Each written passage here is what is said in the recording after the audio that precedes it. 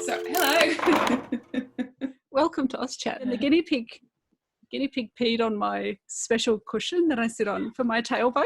I know, I'm sorry. So I'm all wriggly because I've got the wrong cushions. And I'm just... And what is her name? This is Fenchurch. Fenchurch. What do I know that from? Hitchhiker's Guide to the Galaxy. That's it. Yeah. How are you? Is it cold down there? It is freezing. I think I saw a tweet the other day, I can't remember what it was, saying it's the time of year where Australians freak out and rediscover that actually it gets cold here, and it's been like that quite suddenly, I think is the problem. It just went down, and so it's it's heater weather. It is. I haven't got that far, but our house isn't very sealed. So, and I don't want it to be because it would start to smell. So I think it takes such a lot of cleaning to then want to shut the doors and turn on the heater. But Queensland is not as cold as down south. So that's fair enough.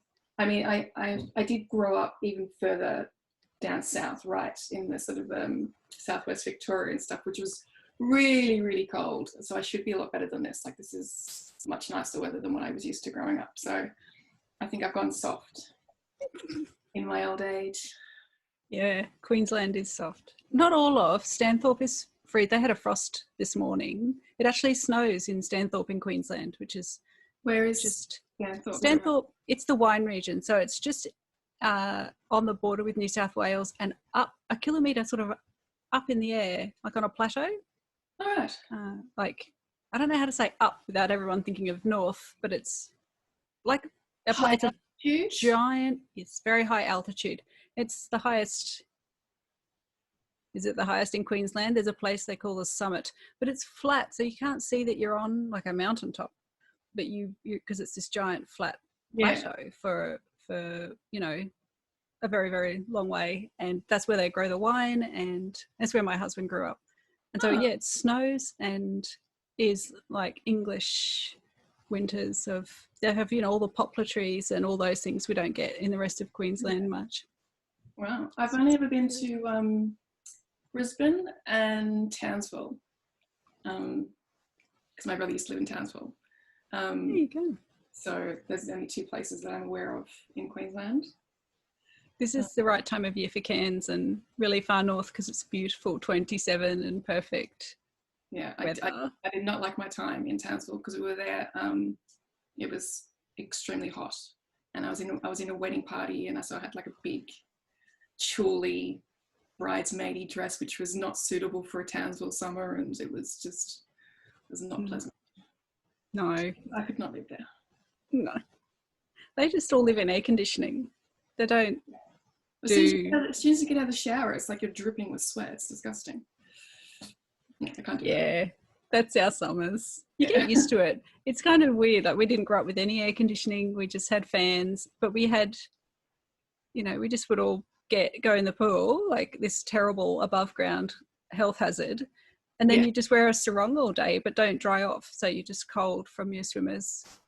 And that's how I remember growing up. But I just spent a month last year in Brisbane as part of the May Gibbs Creative Time Fellowship, which was amazing because I chose, it was like June-ish or something like that. So it was a perfect time of year. I couldn't believe it. It was like June and I was walking around in a t-shirt in Brisbane and stuff. So it was just very, very gorgeous. So I spent a month there. So it was really nice to get to know the city sort of over a month, where I'd only sort of been there briefly before. And I really liked it. I really liked it up there. It was really nice and it was a good time. And spent a month in a little apartment thanks to them working on a book. It was great. Was it in like South Bank area or? Now you're testing me. Sorry, she's attacking something on my desk. It was, go chase it, it's down there. Go. All right. It was in sort of close to the CBD, I think. I can't remember the name of the street. Yep. It wasn't South Bank. No. Yeah, South Bank, the Parkland area with the apartments, or in the city. Yep. It was the city, yeah. So it was near a main city train station. I remember that. Like Roma Street. No, it wasn't that one. It was another one. Central. Or Fortitude Valley, but Central would be sort of in between, like Fortitude Valley. It was beyond that. I remember we drove through that to get it was further into the CBD than that was. Wow. Somewhere there. Yeah. Anyway, it was great. That's amazing. So I have to, and just because otherwise I might forget, because I'll just chat on forever. Yes. You have a book coming out this year. I mean, you have this massive career behind you, I can see, but the one that you have coming out, strategically placed book, is this one here. This is just the arc. The Boy, the Wolf, and the Stars. Yeah. So it's my first foray into middle grade and also fantasy as well. So I just got to try 2 new different things at once. So did you write that in first person or third person? Sounds like a weird thing to start with. But no, it's third person. So it's actually is it? It's third person. Yeah, third person. That's so funny. Just had a moment there. So the first 2 were first person and this one's third. I guess for fantasy. Me, my favourite fantasy and middle grade as well tends to be third person. So it felt quite natural to just go straight into that. Whereas for me, YA tends to be more first person. So it sort of feels natural to dive into it that way as well. Did you find any trouble with your sentences when you changed person, or tense? It was more of a tense issue. That was the thing I had trouble with, because it's also third person past tense. And I tend to write normally first person present tense. That's my normal. Okay. So it was more that I would find myself slipping into the wrong tense rather than the third person thing. That was relatively easy to get into. Although I definitely, my writers group would often pull up how would this character know this in third person narration? Oh. Like you had to sort of stop and go, hang on, no, they wouldn't know that. Yep. They don't have access to that information. So you sort of have that sort of issue. But it was more, slipping into the wrong tense. I found that really difficult. I had to do a few passes initially just to get the tense right, because it felt most awkward. It felt sort of uncomfortable at first. Yeah, I started with third person past tense when I was, the first thing I wrote, which was fantasy middle grade. Yeah, in that way, and it was just so wordy, and I just don't seem to understand how to phrase a sentence without putting in lots of hads and haves and like all these filler stupid words that just were so irritating to read. And so I'm thinking, one day I'm going to have to sit down and figure out how that works, because first person present tense, I had none of those troubles and it all just was much easier. But it's reassuring to know that it is possible to write in both forms. So there we go. I think you just got to give yourself, it probably takes you at least 1.5 drafts to feel comfortable switching, but it takes time, I think, to switch even from one first person to another. I remember going from Frankie to Teen Heart and really struggling initially because everything just kept coming out in Frankie's voice. I love creating a character voice that's not mine, and by the end of Frankie, I was so into it, I could immediately start writing. It was straight into her voice. So when it came to Teen Heart, everything was just written by her voice, and I had to really strip that back and create an entirely new voice, and that was uncomfortable as well, until eventually I got it right and I got the new voice down. But I think because you get so involved in each book, just purely from a time perspective, you spend so long working on it, let alone how deeply you get into your character's head, and then to sort of come out after that is hard enough, and then to sort of immediately dip into someone entirely new, that's a whole other thing. So it's just a matter of stripping back that voice that you've created, this whole entire person and universe that you've created, stripping that out of yourself completely and constructing something new again. That's a really intense thing to go through, I think. And I never really understood that aspect of writing, I don't think, fully. Until I was onto my second book. Yeah, I'm feeling that. I feel that with you right now. Are you writing a second book already? I have two other full drafts. Full but missing. Just the conclusions. And so one I'm just preparing to send in, and it took me such a long time to not write, and the form with Peter Lyer, like the way that it's written,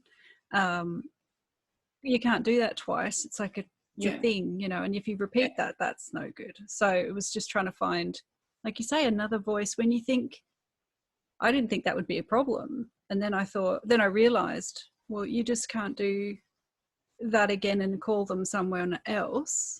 And you have to find, because then you're like, yeah, but I know that's not me. So therefore me as a person can have another voice through this, another character. And it was, it's right. I mean, I got there, but you're right. But there's a moment where you think, and now I can go back into them and think, they really do sound different. And that's what I needed. And but that's a really strange experience. Really strange. And I find I can't really get into writing a book until I have that voice down, which makes it hard because often you do need to write large chunks of it to get the voice. So it's that really push and pull at the beginning of a new project where you're trying to come to grips with it, but you can't come to grips with it without actually doing it. And yes. So tell us what The Boy, the Wolf and the Stars is about. This is the question I forget to ask everybody. It's this will be the first time I will have tried to describe what it's about. So watch me butcher it completely. Oh look, I can edit. You can do it twice. You can do it 10 times. It started with the idea of a world where a wolf has eaten the stars from the night sky. So, she's back. So the night becomes this time of complete danger because it's pure darkness, and it's ruled by these creatures called the shadow creatures that, eat you alive, basically. They're formed from shadows. And it's sort of about a boy and his pet fox and some unlikely friends he forms along the way, trying to locate the wolf that ate the stars so they can put them back in the night sky, basically, and save the world from the curse. So that's my terrible description of it. But it's sort of a lot of it's about fear, the nature of fear, especially fear for children. I was someone that I was terrified of the dark as a child, and I was terrified of lots of things. And I have an anxiety disorder, so my whole life has been sort of dictated by fear and anxiety in a lot of different ways. So I wanted to write about that, and particularly the impact on children and the way that we can sort of try and police their understanding of the world, trying to make it sound better for them, but actually that can create more anxiety and trauma for them. Those sort of concepts. So it's about fear and anxiety and autonomy for children and all sorts of things, I suppose. But fundamentally, And it has a good ending. Yes. Oh yeah, absolutely. Yeah. I'm not going to spoil it, but it has a hopeful ending. It's and there's lots of comedy and heart, and the relationships with the characters I really love. Sort of, it's also really about found family, so the family that you create. I love that.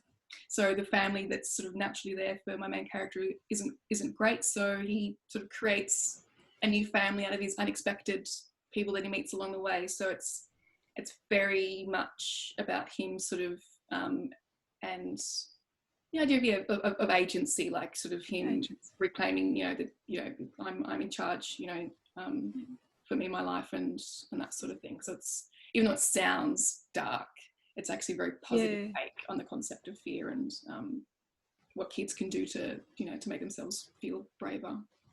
Yeah, that sense of agency is huge, and to especially when children are feeling so powerless, and especially now. Yeah.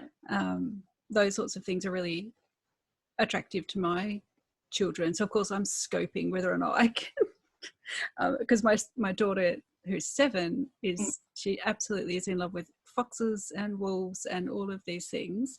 And she's gonna love Nix. Nix is the fox and wins over everybody and steals every scene that he is in. He's just not a talking fox, but a fox that is incredibly aware and is communicating in his own way and stuff with the main character, and their friendship is I love it. I love the way that those two interact.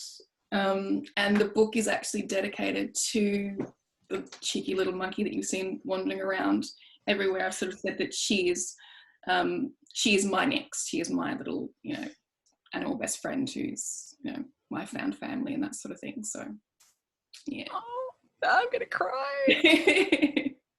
But fear itself and of going out during the lockdown time, I feel like I have extra understanding or reasoning for the fear of doing that. So if I do have to go somewhere, so I have to get a script or I have to do something and I can't convince my husband to do it for me, it's almost like the whole world understands that I'm going to be anxious about doing that, not understanding that would have happened before anyway. Yeah. I don't care. They can think what they think. So I don't know how that will change. And I don't know what I'm going to do when they say we can go out again, because that kind of makes my stomach sink down. Does to me as well. Chair. I don't know. I don't know if it's actually a fear of virus stuff. I think it's just, it takes me so long to get used to a new situation. Yeah. And to adjust. And then if I've adjusted, I'm like, well, no, don't change it again. I've just figured out how this works. If you now say we're going out again. Yeah. And I think it's also about control.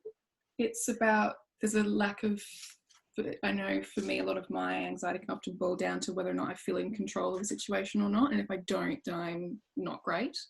And I feel like there's just, this sort of makes it feel like there's so much extra that's out of your control. Yeah. And, one of the things I suppose is sort of stressing me out at the moment is not being able to control how other people are responding to the situation, and the people that are sort of taking it seriously, and that makes me feel like I have a lack of control over what's happening and all that kind of stuff. It all boils down to, how in control I feel. Yes. And I think moving out of the house and into the space out there makes me feel like I have zero control over how other people have behaved and whether they're doing the right things, whether they wash their hands and all sorts of things. So there's too much for someone like me to stress about. Yeah, so anxiety and fear are huge, and especially for the middle grade age. Yeah.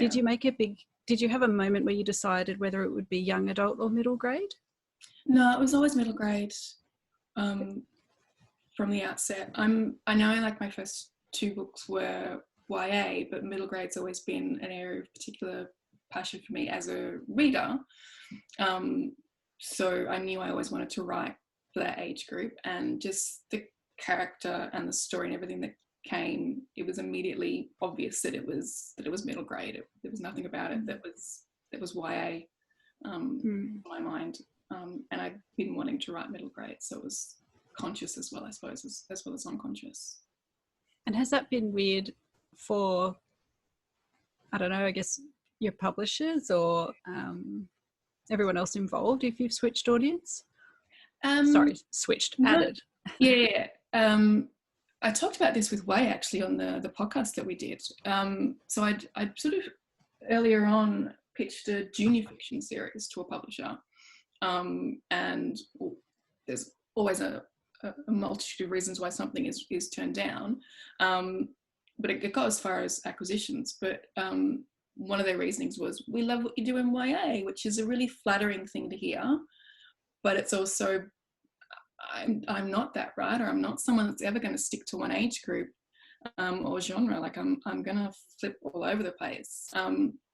And so that was a little bit of a confusing moment for me. And so I thought what I would do with this one is pitch it into the US first, just to get some, like a change there as well, to sort of fresh start in that sense, but also just to give that a go and see if they're going to pick it up first. And that was a scary process, but someone did pick it up, thankfully, HMH Kids. So they're the ones that have taken the lead on it. So I guess that, and it was interesting, because I thought that my Australian publishers might sort of look at it and go, no, we really want to focus on your YA stuff, but they really, my editor really loved it and stuff. So I think it's also an element of as long as the story is something that they're passionate about as well as me, they're going to be behind it 100%. So I expected a little bit of a iffiness of it, but they've been 100% behind it. So I don't know what to think about that, whether it is an element of sometimes they want you to stick in one area because it's easier for marketing and stuff like that. I get that. It's totally 100% understandable. If they really like the story, then it's gonna find its way through. So yeah. So wanting to write across age groups, but some, you know, it's done, and I think audiences are more accepting of that now. Like my children are. They know that some of their favourite writers write certain books that are above their age or below their, you know, not below, but above, you know, and they wait, you know, to see when they're going to be able to read. That's good. That's one thing I've sort of personally been wondering about, is what do you do when someone picks up that book and they're 9 years old or something? They really can't go to Frankie at all, you know, not for quite a few years. It has a label on it. It'll have a YA on it in the library, or it has a different feel to the cover normally, and it'll have... Yeah, and I kind of feel like the person who picks up Boy, the Wolf and the Stars is probably not the person who picks up Frankie anyway. Like, they're very different books in a lot of ways. That's not a big problem, but it's more just part of you wants, if someone gets excited reading that, you want to have more books for that person to pick up from you as well, which I'm working on. So we'll get there. Hopefully I'll be able to develop in all different areas and please everyone. Please everyone.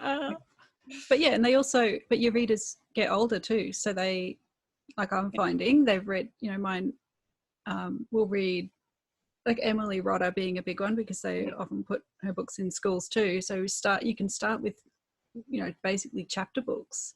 And then as the kids get older, they can easily find fiction that grows and gets older with them. And it's not like she's written hardcore erotica under that name or something completely, you know, but we filter, the kids, you know, naturally will filter books anyway. So they're not just about the age it was aimed at. They'll be like, oh yeah, but what's in it, because they're so, you know, so it's not like they're unthinkingly picking something up and just reading it because of a name on the cover. I think that process is really conscious, and that means that if you do write for different age groups, it's not like you're tricking someone into reading something, or, you know, it's just everyone's so aware now of what they're reading to their children or what the children are reading. So I think, we do tend to forget the kids self-censor themselves. They are pretty on top of when they're not ready to read something and put it down and pick it up again, you know, when they feel ready. Like, kids are more than happy to do that sort of thing.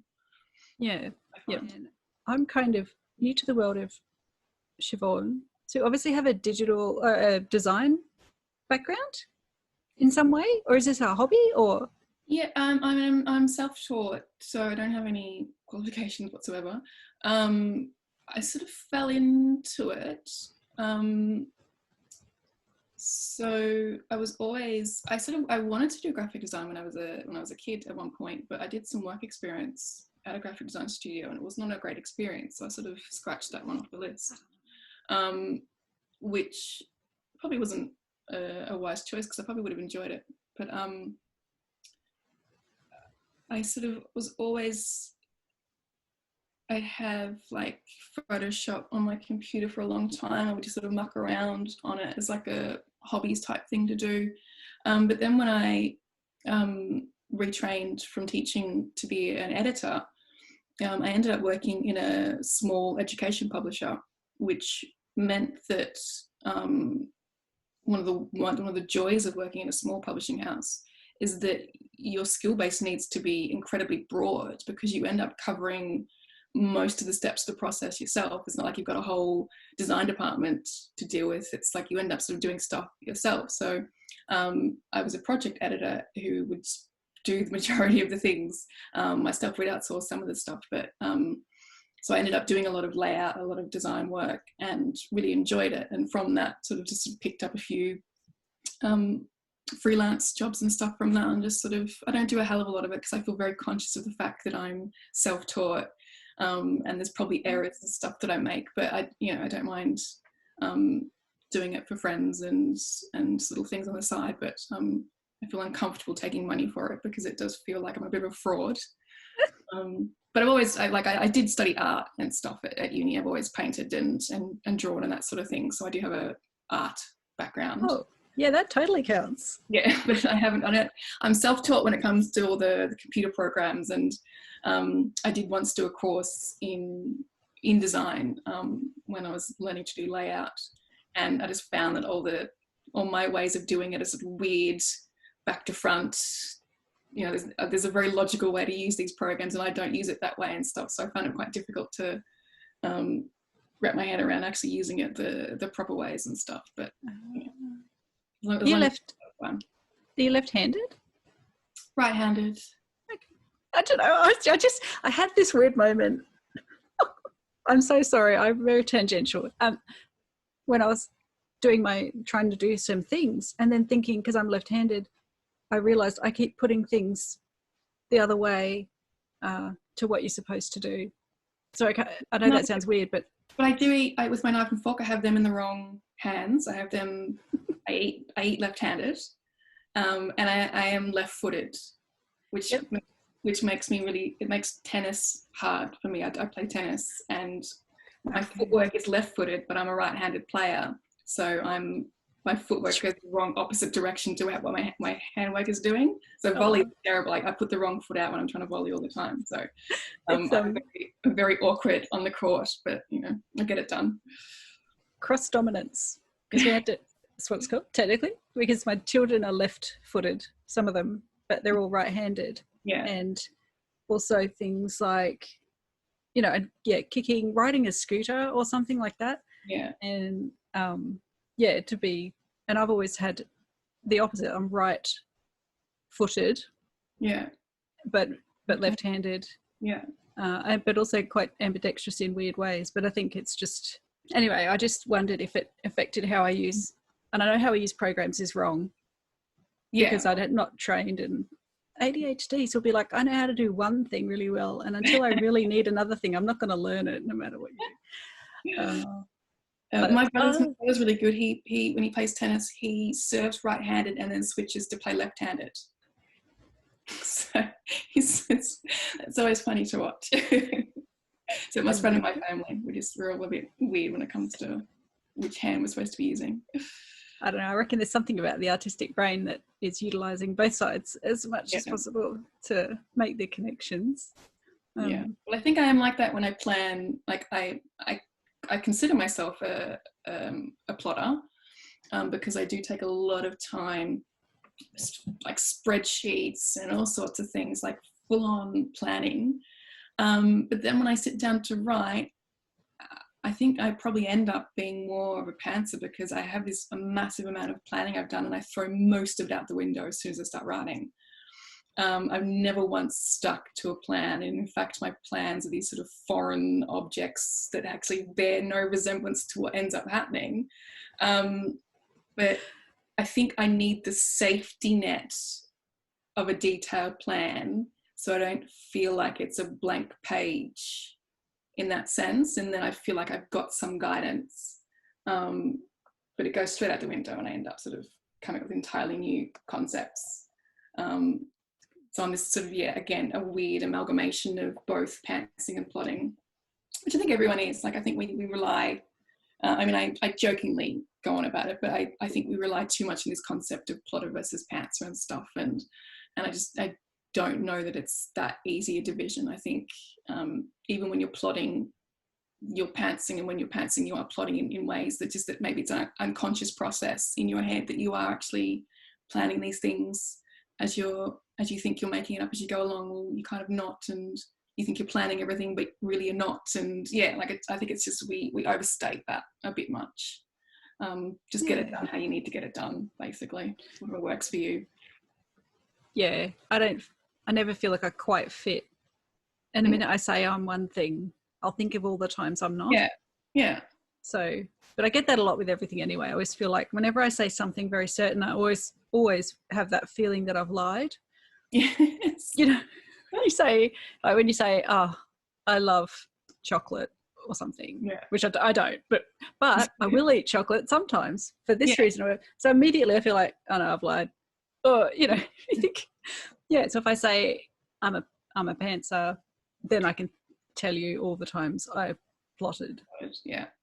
The best I've ever come up with is a retrospective plotter. And, you know, so like I'll pants. Yeah. Whatever that, I didn't even know what that meant. I just wrote. And then I realized I had to make sure I fit the certain structure. So I had to go back and lay it all out. And I love the detail of analysing plot and things like that. But that has to happen after I've done it. And then to know where I've got the balance wrong or whatever's happened, because there's always a point where I'll freeze up because I'm not quite sure if I'm allowed to write the conclusion yet. You know, I'm like, I would naturally write to, you know, probably 20 or 30,000 words and be done. That's a very common. So I do a lot of manuscript assessing, and 20,000 words for a novel is about the end of the first act. And that's the point at which everyone loses, oh my God, there's the rest of the novel to write. That's the point at which the vast majority of novels that don't get written stop at about 20, like it's almost like clockwork. And I notice it myself when I'm writing, I get to 20,000 words and I start to feel really anxious. So I'm like that act 2, that massive unknown act 2 is stretching in front of you. And my drafts always wonderful act 1s, and then this just sprawling nightmare that's act 2, and then act 3 is like this rush of like 5,000 words and it's done, it's fine, it's out of the road. That's pretty much what all my first drafts look like. But that's pretty common, I think, across the board from what I see when people sort of submit their drafts to me. It's quite heartening to see how common these issues are across the board. You kind of think you're alone and you're the only one who's doing it wrong, and you're actually not, and everyone's struggling with the same sort of things. It's not.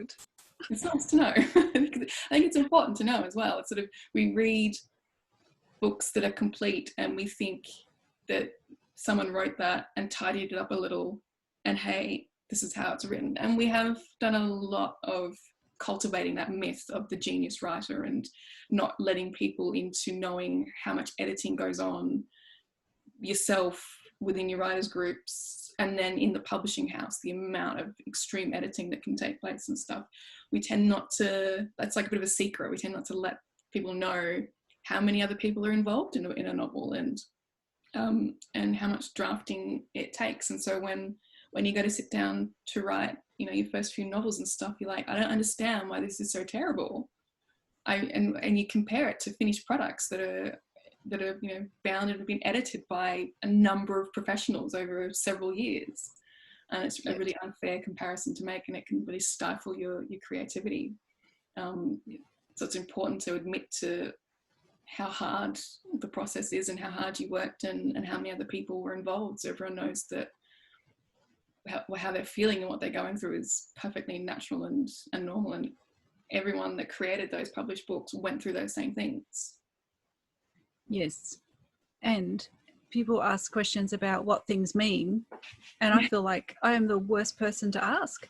It's like, you know, and I had this a lot with my editor, that, you know, what questions over how something's resolved, exactly what the problem was, blah, blah, blah, blah, blah. Those sorts of questions are not the things I realised that I would be discussing, and that I knew I needed help with, but I kind of hoped I could just throw it all out there and let someone else decide on the reader end, you know. And it's like, no, you kind of can't do it that much. Like, that's a little bit much. And me not knowing, I guess, part of me doesn't want to be the one who analyzes my work, but people ask questions, you know, like, what was the point of what you wrote? And I'm like, well, can't you figure that out? I don't know. Don't ask me. I wrote it. You know, when does your book come out?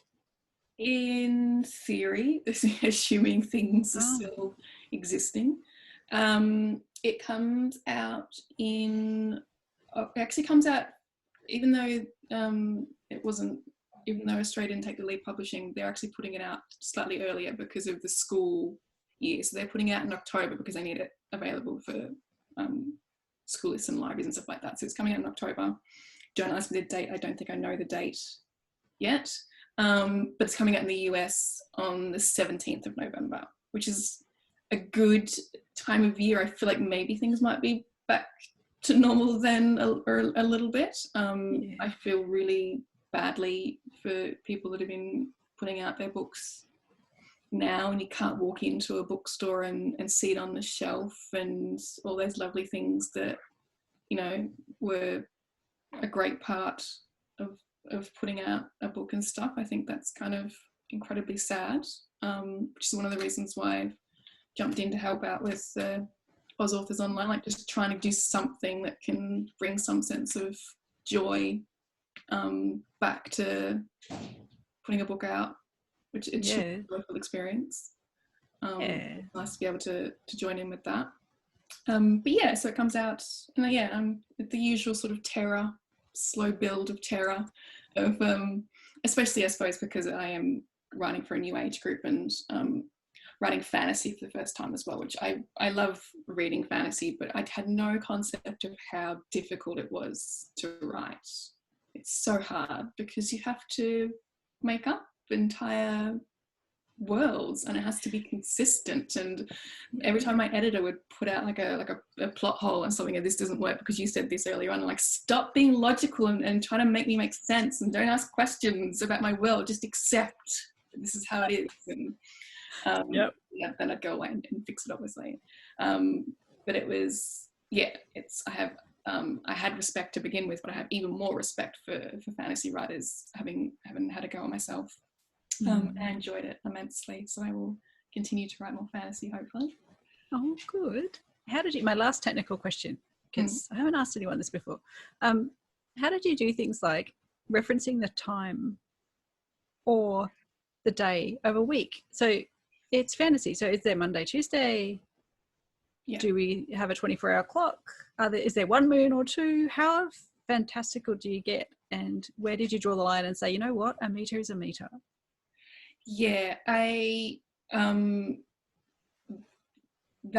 one in particular is like, it's high fantasy, so it's entirely new world, and our world does not exist, that sort of thing. So it was weird the first time I was suddenly in a situation where I was writing the word, I think it's Tuesday, and I needed to write the word Tuesday, and I'm like, I can't write the word, and it's part of like a really good joke, and I was very attached to the joke, and the joke was never going to work without a day of the week in it, and I'm like, do I make up a day of the week? But then you don't get it because you don't know that that's a day of a week, and it was really like everything else was like, in terms of like, say, measuring distance, you know, that sort of feels a little bit more natural and okay, and it sort of slips by. I think I used a metaphor with like fireworks at one point, and I had to sort of go, well, are there fireworks in this world, and that sort of thing. But the day of the week was the one that really tripped me up, and I ended up just leaving it because I thought, why can't they have the same days of the week that we have? The book's written in English, so, you know, like it's like there's got to be a line somewhere. Yeah, and because we have words and and I was so attached to the joke that I thought, you know what, it doesn't matter. It's fine. It's just people will probably complain or notice it or ask about it and stuff, but I don't care. I liked the joke. Tuesdays. Stand by it. We have Tuesday. Yeah, and I think it's written in English, so, you know, and we're imagining that all these people from different provinces speaking the same language because it's all in English. Like, there's always things that the reader has to just sort of accept, and they naturally do accept a lot of things. Like, if they're gonna pull me up over Tuesday, well, what can I do? It's out of my hands. That's my thinking. Yeah. Well, I really, really hope it goes very well, and I hope the world is more back to some semblance of normal for your release, but also the Oz Authors Online is still going, so we can have you a virtual launch as well, because that would just be fun. That would be fun. And yes, I do like, well, I wouldn't be able to stay home for my own launch, but I do like the idea of beyond this, as someone who normally has to travel a fair distance to get to a lot of launches, that I would not always have to do that. And I'm thinking of all the people in regional locations and different states, because in publishing we have a real Melbourne, Sydney bias. And it's nice to be able to allow access to these events for people that don't live in those locations. But then you're also making an assumption that everyone has access to the internet and computer equipment and stuff, which is, you know, not an assumption you can actually make. So there's still issues with it, but it's has positive sides to it as well that make it worthwhile. So, you know, yeah. And the one thing with the virus that's been good is drawing attention to that inequity of access, and people actually, you know, the government making an effort to balance access to the internet and things like that. So yeah, that is good. My dog's having a sook now, that's why I'm patting down here.